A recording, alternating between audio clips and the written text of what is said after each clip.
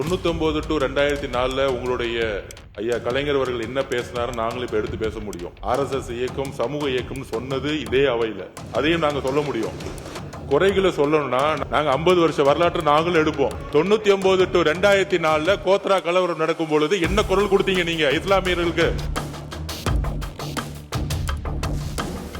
அமைச்சரவையில் இருந்தது யார்? இதே திமுக தான். அமைச்சரவையில் இருந்து என்ன அப்ப குரல் கொடுத்திருக்கலாமே. கோத்ரா கலவரத்துல எல்லா இஸ்லாமியர் இறக்கப்பட்டாங்க, அதனால நாங்க அமைச்சரவையில் இருந்து ரிசைன் பண்றோம், எங்களுக்கு பதவி முக்கியம் இல்ல, இஸ்லாமியர்களோட உயிர் தான் முக்கியம் அப்படின்னு பதவியில இருந்து விலகி இருக்கலாமே. பிஜேபியோட ஆட்சி 5 வருஷம் முழு முதலா கொண்டு வந்து திமுக இந்த பாவமும் இந்த வரலாற்றையும் எப்பயும் மறைக்க முடியாது. தலித் பெண்களுக்கான முக்கியத்துவம் கடந்த 75 வருஷத்துல கொடுக்கப்படலை. இந்த டேட்டா தான் உண்மை. ஆன்மீக சட்டமன்ற உறுப்பினர் 7 நிமிஷம் பேசிட்டு இருந்தாரு. நாங்களும் இப்ப சவுண்ட் போடல. வேண்டாம், அப்படி சொல்லக்கூடாது. நீங்க விடுங்க, நீங்க கருத்தை மட்டும் பேசுங்க. நீங்க இருங்க. இல்ல நாங்கள் இருங்க, உட்காருங்க. இல்ல மாண்பு பொதுப்பணித்துறை அமைச்சர் அவர்கள், நீங்க உங்க கருத்துக்கள் சொல்லிக்கொண்டே வந்து கருத்தை சொல்லி முடிங்க. நீங்க இல்ல நான் பேசுங்க. நாங்க யாரையும் மிரட்டல, எங்களை மிரட்டினாலும் நாங்க பயப்படுற ஆள் கிடையாது. நாங்க சொல்ல வரோம். மாண்புமிகு பேரவைத் தலைவர்களே, நம்முடைய சட்டமன்ற உறுப்பினர், நாங்கள் தான் தலித் சகோதரர்களுக்கு அனைத்தையும் செய்தோம். இஸ்லாமிய சகோதரர்கள் ஒரு படத்தோடைய கான்செப்ட்ங்கிறது ஒவ்வொருத்தருடைய பார்வையில் இருக்கு. அப்ப 99 to 2004 உங்களுடைய ஐயா கலைஞர் அவர்கள் என்ன பேசினாரு நாங்களும் இப்ப எடுத்து பேச முடியும். RSS இயக்கம் சமூக இயக்கம் சொன்னது இதே அவையில அதையும் நாங்க சொல்ல முடியும். அதனால மானிய கோரிக்கைகள் விவாதம்ங்கிறது நான் திருப்பி பதிவு பண்றேன். இதோட 4 முறை அரசை குறை சொல்லி பேசிக்கிட்டு இருக்காரு. நாங்க அமைதியா கேட்டுட்டு இருக்கோம். யாருடைய பேச்சிலையும் நாங்க குறுக்கிட வேண்டிய அவசியம் இல்லை. ஆனால் குறைகளை சொல்லணும்னா நாங்க 50 வருஷ வரலாற்று நாங்களும் எடுப்போம். 99 to 2004 கோத்ரா கலவரம் நடக்கும் பொழுது என்ன குரல் கொடுத்தீங்க நீங்க இஸ்லாமியர்களுக்கு பாதிக்கப்படும் பொழுது? அமைச்சரவையில் இருந்தது யார்? இதே திமுக தான். அமைச்சரவையில் இருந்து என்ன அப்ப குரல் கொடுத்திருக்கலாமே. கோத்ரா கலவரத்துல எல்லா இஸ்லாமியர் இறக்கப்பட்டாங்க, அதனால நாங்க அமைச்சரவையில் இருந்து ரிசைன் பண்றோம், எங்களுக்கு பதவி முக்கியம் இல்ல, இஸ்லாமியர்களோட உயிர் தான் முக்கியம் அப்படின்னு பதவியில இருந்து விலகி இருக்கலாமே. திமுக விலகி இருக்கலாமே.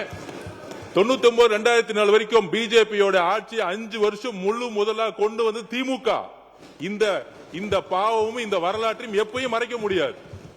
அதனால குறைகள் சொல்லாதீங்க. நாங்களும் வரலாறு, எங்களுக்கு வரலாறு தெரியும். அப்ப நம்மளுடைய தலித் சகோதரர்கள் பத்தி சொல்லும்போது சொல்றாரு, போன கவர்மெண்ட்ல Tamil Nadu recorded at 67% rise in atrocities against Dalit between 2019 to 2023. The highest increase in the country according to the report by the National Campaign and Dalit Human Rights Commission. இது நாங்க சொல்லல, NCDHR சொல்றாங்க.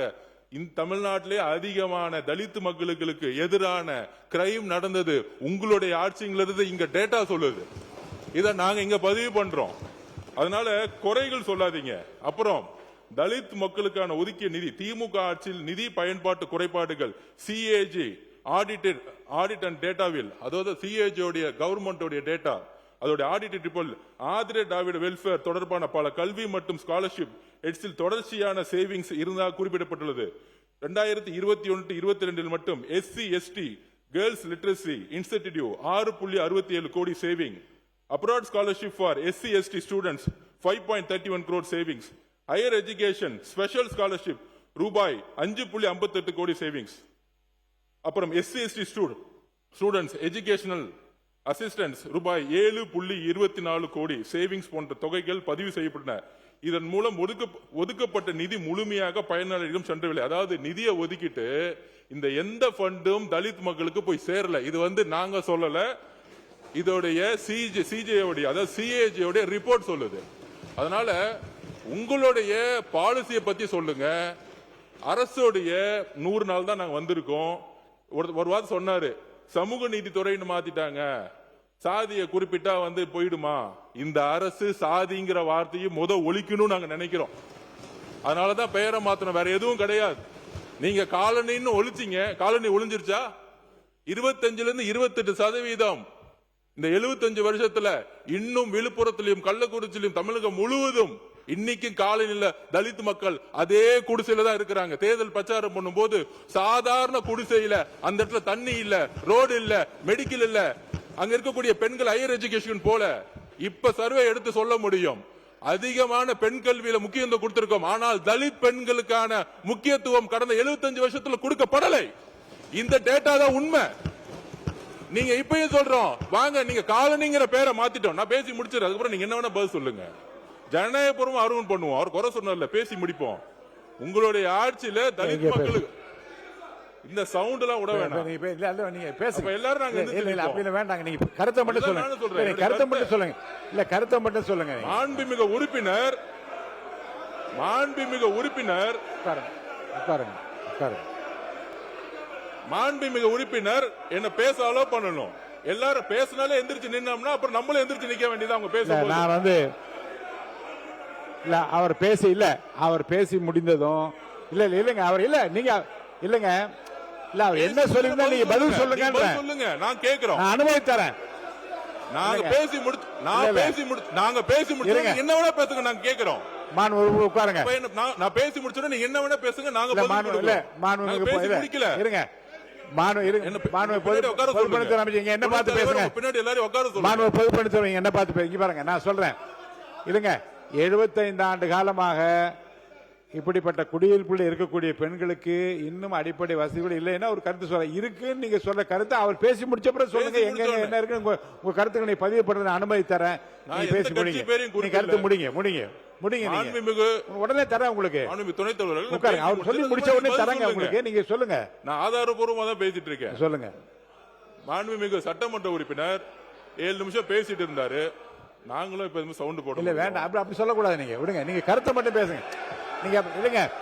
இல்ல நாங்கள் இல்லங்க. உட்காருங்க. இல்ல மாண்பு பொதுப்பணித்துறை அமைச்சர் அவர்கள், நீங்க உங்க கருத்துக்கள் சொல்லிக்கொண்டே வந்து கருத்தை சொல்லி முடிங்க. நீங்க இல்ல நான் பேசும்போது ஏன் சவுண்ட் கொடுக்குறீங்க? இல்ல அது வேண்டாம். நீங்க விடுங்க. நீங்க என்ன பார்த்து சொல்லுங்க. நீங்க பதில் நீங்க பேசுங்க. தொடர்ந்து பேசுங்க. நீங்க பேசுங்க. நாங்க யாரையும் மிரட்டல. எங்களை மிரட்டினாலும் நாங்க பயப்படுற ஆள் கிடையாது. நாங்க சொல்ல வரோம். நீங்க பேச முடிங்க. எதிர்கட்சிகள் நீங்க பேசி முடிங்க. மாண்புமிகு பேரவைத் தலைவர்களே, எதிர்கட்சிகள் சொல்லக்கூடிய குற்றச்சாட்டுகள் நாங்கள் பதில் சொல்லக்கூடிய சொல்லுங்க.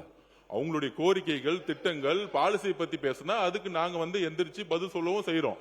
அப்ப குற்றச்சாட்டு சொல்றாங்க, ஒரு 100 நாள் இருக்கக்கூடிய கவர்மெண்ட் பார்த்து சொல்றாங்க சமூக நீதி துறைன்னு பேர் வச்சிருக்காங்க. சாதிங்கிற பேரை எடுத்துட்டா உங்களுக்கு இந்த அரசு மாறிடுமா? பேரளவுக்கு வச்சிருக்காங்க. அப்ப காலனின்னு பேரை மாத்துனீங்க. உங்களுடைய உள்நோக்கம் என்ன? காலனிங்கிற ஒரு வார்த்தை சொல்லக்கூடாது, தலித் மக்களுக்கு அவமதிப்பா இருக்குங்கிறது உங்களுடைய உள்நோக்கத்தை நாங்க எந்த விதமான இன்னொரு அர்த்தத்தை கற்பிக்கல. ஆனால் அந்த காலனின்னு பேர் மாத்தினால தலித் சகோதரர் இருக்கக்கூடிய ஏன் சென்னையிலே 40% ஸ்லம்ஸ் தான் இருக்கு. சென்னையில இருக்கு. நான் கூட்டிட்டு போவேன். நார்த் மெட்ராஸ் ஃபுல்லா 60% ஸ்லம்ஸ் இருக்கு. தமிழ்நாடுல நார்த். இதுல என்ன தவறான தகவல்? யார் சொன்னா? இல்ல நான் பேசி முடிச்சிடுறேன். அதுக்கப்புறம் நீங்க பேசுங்க. நான் பேசி முடிக்கல. அதாவது